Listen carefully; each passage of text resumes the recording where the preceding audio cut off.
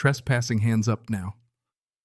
That shout ripped through my garden one morning louder than a thunderclap, and I swear my heart nearly stopped.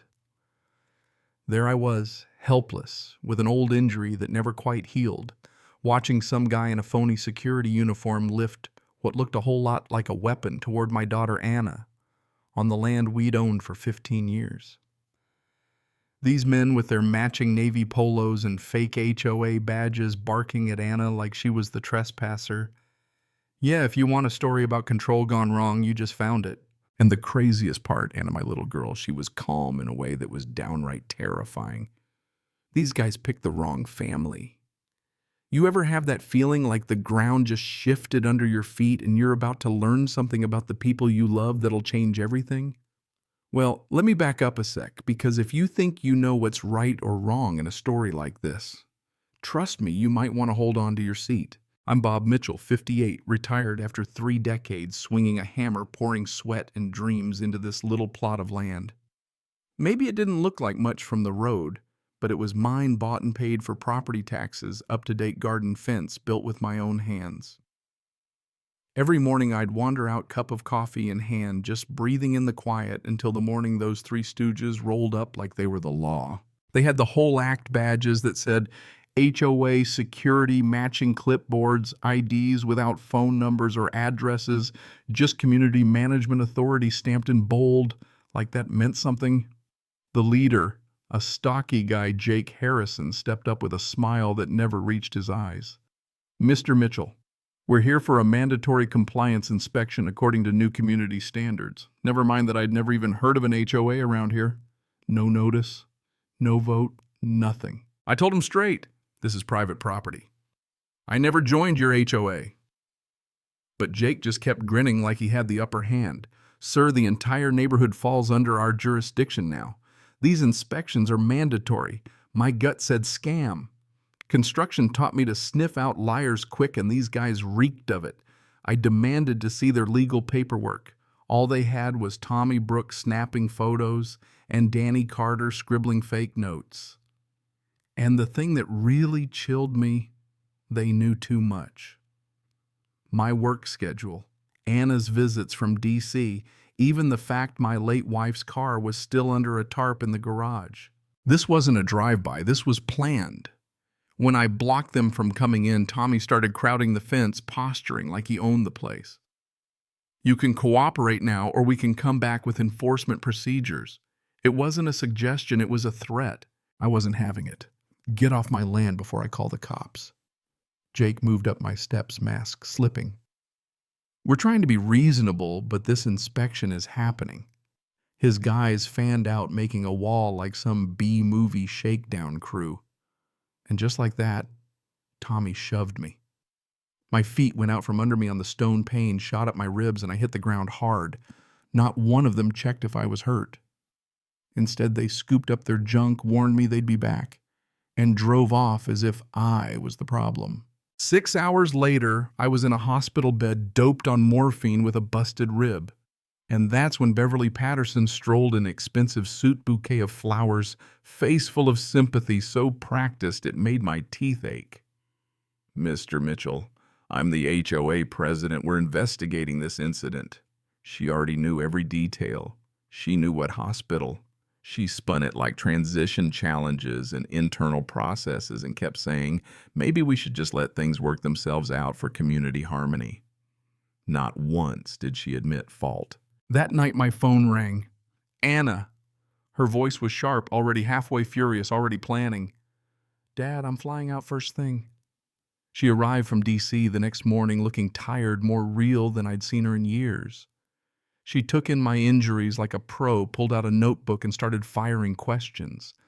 Times, positions, badge details, even the feel of the paper on their fake IDs. This wasn't just a worried daughter, she was gathering evidence. Every time Beverly popped in twice in 3 days, Anna watched her like a hawk, barely saying a word, just soaking up every move, every careful phrase about harmony and no need for lawyers. After each visit, Anna got colder, more focused. She started checking the windows, running little routines in the hallway, even walking between me and strangers. Anna, what do you actually do for work in D.C.? I finally asked her. Just paperwork, Dad. Lots of meetings. But the way she swept parking lots and watched shadows, you'd think she'd been trained for war. A stack of violation notices landed next $250 here for fence, color $100, there for parking my truck in my own driveway. All with official-looking letterheads, all bogus. Anna went through them with a forensic eye, snapping photos, lining them up. Look, Dad, 3 different printers, all signed by the same inspector, all on the same day. They're amateurs, but they're betting on intimidation. Then the online campaign began. Suddenly I was a problem resident, threads popping up with new usernames, neighbors turning cold. The isolation was suffocating by design. The next week, Jake and his cronies were back, this time in a white van with radios and cameras. Anna tracked their patterns, shift changes, call routines, mismatched equipment. Their coordination is too obvious, Dad. They're leaving an evidence trail a mile wide. Every mail drop, every trip to the curb, they filmed it. I called the real cops and the fake patrol doubled their presence. Anna started running her own surveillance. They're getting orders, Dad. Every time Jake takes a call, the playbook changes. While I felt trapped, Anna worked the angles. She said they're making critical mistakes. Too predictable, too bold. This is going to end up in federal court, not small claims. I started to wonder, was Anna protecting me or running her own op? One morning I lost it. Anna, enough, let's call a lawyer, go to the media. They broke my rib. What more evidence do we need? But Anna stayed patient. We can't rush. We need their whole operation exposed. One move too early and we lose them. We argued. It felt like she was holding something back, playing chess while I was playing checkers.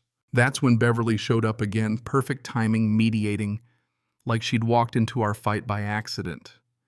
She offered a compromise, reduced fines, if we just cooperate from now on. Anna sat quiet, watching her like a cat at a mouse hole, absorbing every word. After Beverly left, Anna seemed to suddenly switch gears. Maybe you're right, Dad. Maybe it's time to push back. I didn't trust it, felt like she was 2 steps ahead of me, and I didn't know the rules. The next morning they escalated. 6 men this time surrounding the property, radios, new gear, the whole 9 yards. Anna glanced through the curtains. Stay inside, Dad. Let me handle this. Don't come out unless I call for you. She walked out like she owned the ground. Every move measured hands, empty, calm as a lake at dawn. Jake called out, "Ma'am, you're trespassing on HOA managed property. This is community jurisdiction." Now I almost laughed at the absurdity, but the tension was thick enough to taste. Anna's voice was cool, not a hint of fear. "Show me documentation of your authority. What's your federal tax ID? Where are your security licenses?" She didn't argue, didn't beg. She poked holes in their scam with every question. Tommy tried to bluster, "You're interfering with official operations. We can enforce compliance." Anna just kept coming, point by point, never giving them ground. Enforce it under whose authority? Cite the statute. Who certified your powers? You could see the cracks forming. These guys had never been challenged by someone who actually knew what real authority looked like. Then Jake reached for his gun. God, I'll never forget that moment. Anna didn't flinch. She shifted subtle, taking away his line of fire eyes, locked on his hands and his buddies. "Sir, identify yourself. What law lets you point a weapon at a homeowner on private property?" Jake shouted about trespassers and community rules, but his grip was shaky, his act unraveling. Anna pressed badge number, agency certification. The fakes were sweating now, realizing this was slipping out of their control. Then Anna said 2 words, "Federal jurisdiction." You could see it hit. The gun wavered. The whole team froze. Anna reached into her jacket, smooth as silk, and pulled out her badge. "Special Agent Anna Mitchell, FBI. You're under federal investigation for conspiracy, impersonating law enforcement, and assault with a deadly weapon." Jake's gun hand dropped. Tommy stammered, "But you're just a government worker." Anna didn't even blink. "This kind of scam isn't new. You've done it before. My father's case finished it."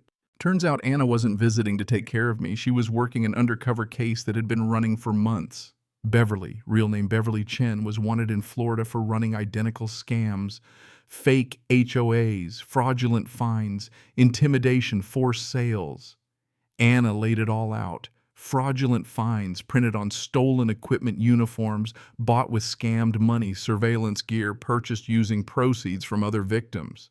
Jake and his team realized it was over just as Anna called in the cavalry. Her backup was 2 minutes out. Federal agents swarmed and arrested Jake, Tommy, Danny, and the rest before they could so much as blink. Anna was all business, briefing the lead agent, already thinking about court. Dad, everything we've documented will put them away. This was never just about us. Beverly tried to rally the neighborhood, calling a community meeting like she could still spin it. Anna and I sat in the front row, neighbors all around us, buzzing with rumors. Beverly went through her script. Unfortunate incident, community harmony, all those words she used to smooth over crime. Then Anna stood up real quiet-like and asked for documentation, incorporation, papers, legal authority. Beverly dodged, then Anna showed her badge. You're under arrest for fraud, money laundering, and racketeering. Beverly's jaw dropped and 60 neighbors saw her world crash. As the agents cuffed her, Anna addressed the room, explained the scheme, how they'd been targeted, how to get restitution, how to spot fake authority in the future. The whole neighborhood came together after that, people who'd avoided me now bringing casseroles, sharing stories, helping each other out. Turns out the young couple next door had paid over $800 in fake fines money they got back once the court sorted it out. Beverly Chen got 22 years, no parole. Jake and his boys got 8 to 12 each. Anna, my daughter, the agent, got a promotion and a commendation, but more importantly, she'd stopped a crime ring that had ruined lives across 3 states. Our story went viral, people everywhere sharing their own HOA horror stories. The news warning folks how to check if their HOA's real. Now there's a new law, Mitchell Family Protection Act, to stop scams like this for good. Anna trains other agents in spotting the signs, shutting these rings down before they get rolling. Some days I look around my garden, see the neighbors chatting, kids playing, and think how many other families are fighting battles like this without even knowing help might be on the way. So here's my question for you. Do you trust the authority in your community? Or is it time to start asking the hard questions? Share your stories, your thoughts about justice, about who's really right or wrong, because sometimes the only thing standing between a fake authority and your family's peace is someone willing to fight for what's real. If you made it this far, tell me in the comments, have you ever faced down fake authority or helped stop a scam in your community? What does justice mean to you? Let's hear it.